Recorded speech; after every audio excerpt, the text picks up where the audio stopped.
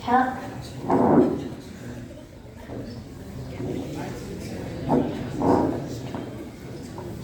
ومصليا أما بعد قال النبي صلى الله عليه وسلم الدعاء هو العبادة.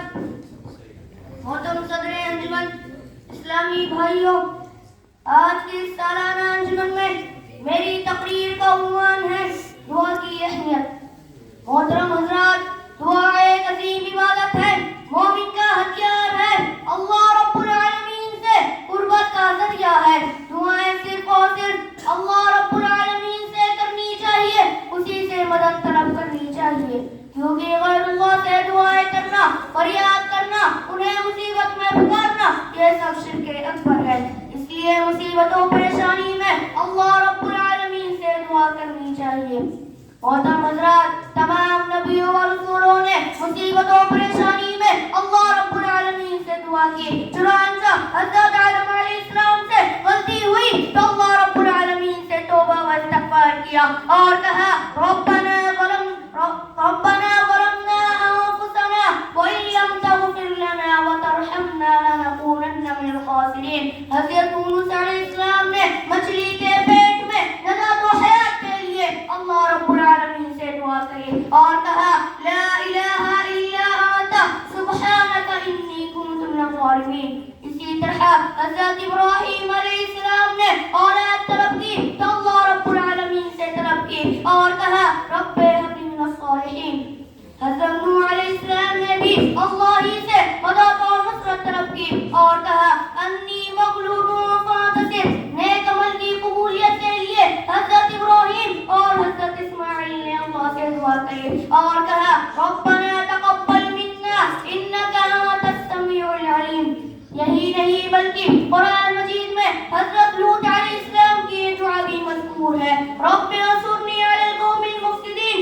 الغرض تمام نبیوں اور رسولوں نے جب بھی مانگا تو اللہ ہی سے مانگا، دعائیں کری تو صرف اور صرف اللہ رب العالمین سے کری. محترم سامعین، دعا کی اہمیت کا اندازہ اس بات سے بخوبی لگایا جا سکتا ہے کہ اللہ کے نزدیک دعا سے بڑھ کر کوئی محبوب اور معزز عمل نہیں ہے. دعا وہ چیز ہے جو تقدیر کو بدل سکتی ہے. نبی کریم صلی اللہ علیہ وسلم کا فرمان ہے الدعاء هو العبادہ، دعا ہی عبادت ہے. قرآن کریم میں بے شمار جگہوں پر دعا کرنے کا حکم دیا گیا ہے اور دعا نہ کرنے والوں سے اللہ رب العالمین نے ناراضگی کا اظہار کیا ہے. یاد رہے دعا عبادات کی روح اور مغز ہے. ہماری عبادات کا اکثر حصہ دعاؤں پر مشتمل ہے.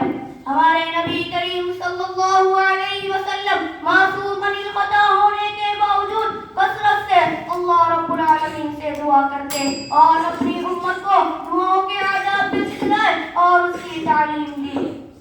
قرآن مجید میں قرآنی دعائیں اور انبیاء اکرام کی دعائیں موجود ہیں. ہمیں ان سب دعاؤں کو یاد کر کر پڑھتے رہنا چاہیے. سب سے بہترین دعا ربنا آتنا فی الدنیا حسنۃ وفی الآخرۃ حسنۃ وقنا عذاب النار. اسے تو ہم سب کو اپنی دعاؤں میں شامل کرنا چاہیے. لیکن افسوس آج کا مسلمان اللہ سے دعائیں کرنے کے بجائے غیر اللہ سے فریاد کر رہا ہے، اللہ کو چھوڑ کر غیر اللہ کو پکار رہا ہے، ولیوں اور پیروں کے قبروں کے پاس جا کر سجدے کر رہا ہے، غیر اللہ سے اولاد مانگ رہا ہے، کوئی غیر اللہ کے نام نذر و نیاز کر رہا ہے، کوئی غیر اللہ کے نام نذر و نیاز کر رہا ہے. کوئی کہتا ہے یا رسول اللہ المدد، کوئی کہتا ہے یا علی المدد، کوئی کہتا ہے یا حسین المدد، کوئی کہتا ہے یا خواجہ المدد.